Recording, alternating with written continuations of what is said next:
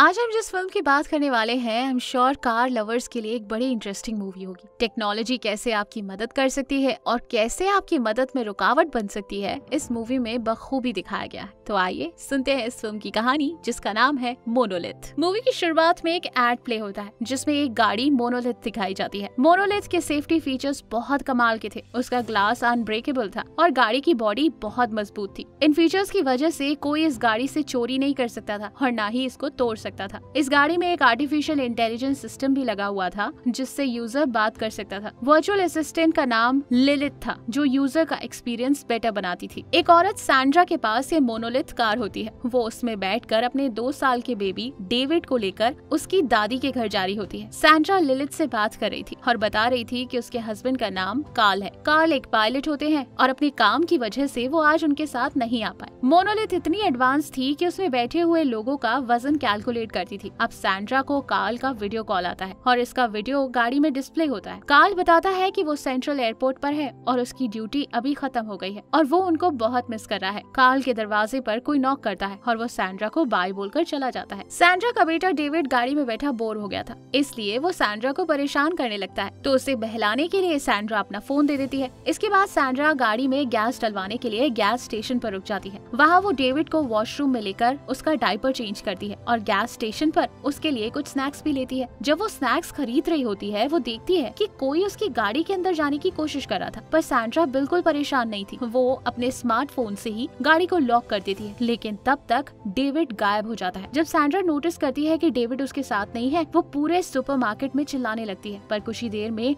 उसे डेविड मिल जाता है जो कुछ लोगों के साथ खेल रहा होता है। सैंड्रा जल्दी से डेविड को लेकर गाड़ी में बैठ जाती है और वहाँ से निकल जाती है। अभी वो डेविड की दादी के घर से काफी दूर थी। सैंड्रा अपनी पुरानी फ्रेंड जेसिका को कॉल करती है जो उससे बताती है कि वो सेंट्रल एयरपोर्ट के होटल में रह रही है। वो ये भी बताती है कि कार्ल भी उसी होटल में है और उन दोनों का अफेयर चल रहा है। ये सुनकर सैंड्रा टूट जाती है। उसे बहुत दुख होता है कि कार्ल ने उसे धोखा दिया। सैंड्रा और डेविड उसकी दादी के घर पहुंच जाते हैं, पर सैंड्रा को कार्ल पर इतना गुस्सा आता है कि सैंड्रा अपनी सासू माँ के घर नहीं जाती। वो कार्ल को कॉल करती है और कार्ल उसका फोन नहीं उठाता। सैंड्रा डिसाइड करती है कि वो लॉस एंजलिस सेंट्रल एयरपोर्ट पर जाकर कार्ल से मिलेगी। लॉस एंजलिस उससे 320 माइल्स दूर था। वो निकल जाती है। रास्ते में उसे लिलिथ बताती है कि मेन हाईवे पर एक एक्सीडेंट हुआ है जिसके कारण वो लोग हाईवे पर बहुत टाइम तक फंस सकते हैं। लिलिथ बताती है कि अगर वो जल्दी पहुंचना चाहती है तो उसे दूसरे रोड से जाना चाहिए। साथ ही साथ लिलिथ उसे वार्न भी करती है कि वो रोड सुनसान है, पर सैंड्रा को फर्क नहीं पड़ता था क्योंकि उसे कार्ल से जल्दी बात करनी थी। सैंड्रा उस रोड से जाने का फैसला करती है और कुछ ही देर में अंधेरा हो जाता है। उसे अब ड्राइव करने में काफी मुश्किल हो रही थी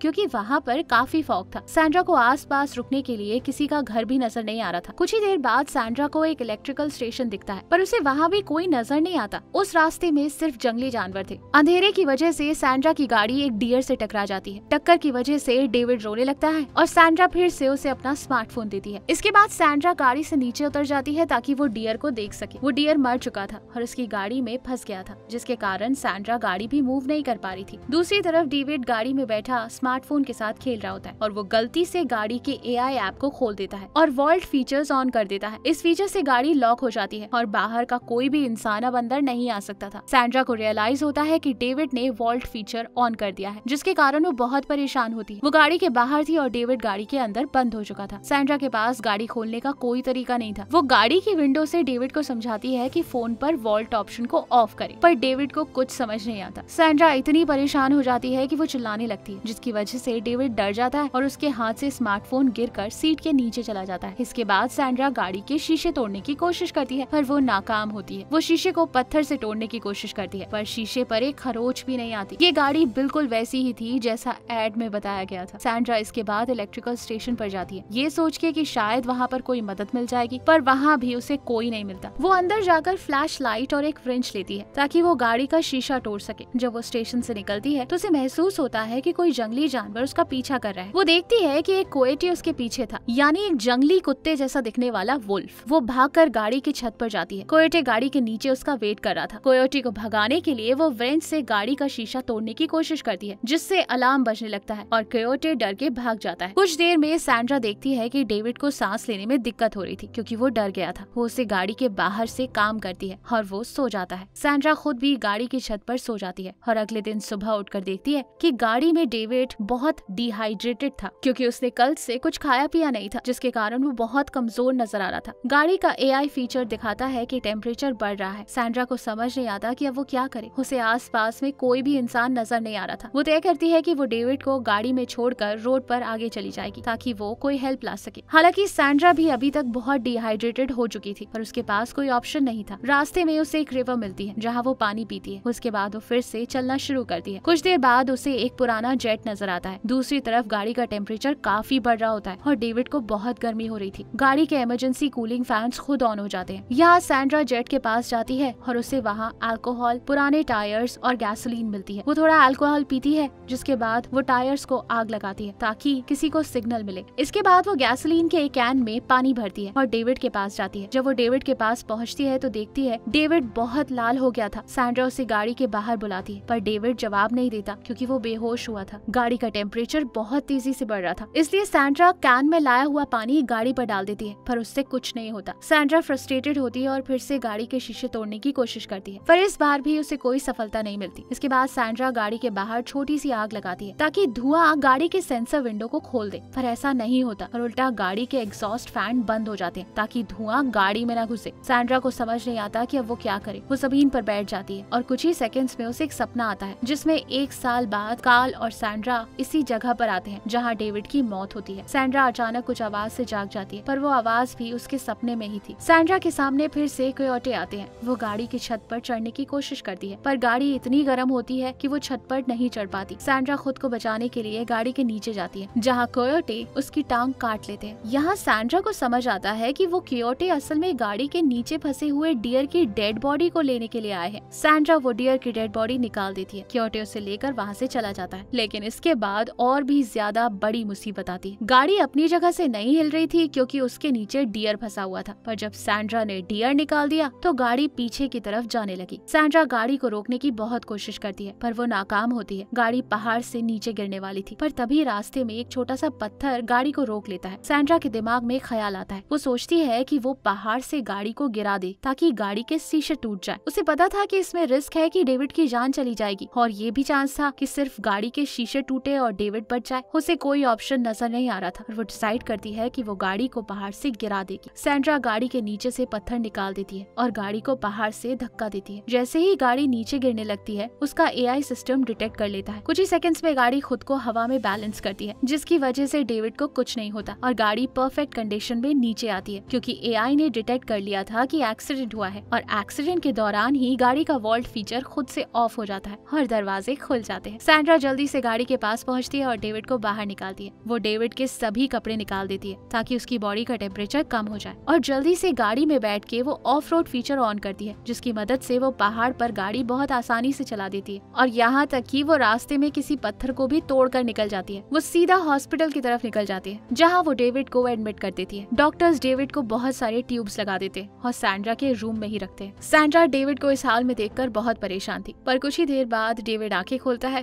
और सैंड्रा को पहली बार मम्मी बोलता है, और इसी के साथ मूवी खत्म हो जाती है। इस मूवी से आपने देखा कि गाड़ियों में कैसे AI सिस्टम्स लगा सकते हैं। हालांकि अभी तक मोनोलिथ जैसी गाड़ी बनी नहीं है, पर टेस्ला के साइबर ट्रक के फीचर्स कुछ मोनोलिथ जैसे ही हैं। जैसे उसका ग्लास बहुत मजबूत है और वो डिफरेंट रोड्स के लिए बनी है। आपने ये भी देखा कि फ्यूचर में गाड़ियों में कैसे फीचर्स हो सकते हैं। जैसे सैंड्रा ने अपनी गाड़ी फोन ऐप से लॉक कर दी थी, उसकी गाड़ी में वीडियो कॉल फीचर्स भी थे और साथ ही साथ ऑटोमेटिक टेम्परेचर कंट्रोल भी। सैंड्रा के पास एक वर्चुअल असिस्टेंट लिलिथ भी थी जो उसे ड्राइविंग इंस्ट्रक्शंस देती थी, एंड बिलीव भी सही दे रही थी। Hope in motivational and knowledgeable movies से हम इंस्पायर हो रहे होंगे। अगर आपको लगता है कि ये वीडियो आपके किसी फ्रेंड या फैमिली मेंबर को इंस्पायर कर सकती है तो ये वीडियो उनके साथ जरूर शेयर करें। अगर आप हिंदी में फ्री में 200 से ज्यादा amazing non fictional book summary सुनना या पढ़ना चाहते हैं तो आप डिस्क्रिप्शन या फर्स्ट कमेंट में दिए गए लिंक से ऐप डाउनलोड कर सकते हैं। एनीवेज दोस्तों, अगर आप ऐसी ही नॉलेजेबल वीडियोस मिस नहीं करना चाहते तो सब्सक्राइब करने के बाद बेल का बटन दबाना मत भूलिएगा। आप कमेंट करके ये भी बता सकते हैं कि आप नेक्स्ट वीडियो किस टॉपिक पर चाहते हैं। जल्द ही हम आपसे दोबारा मिलेंगे। जय हिंद।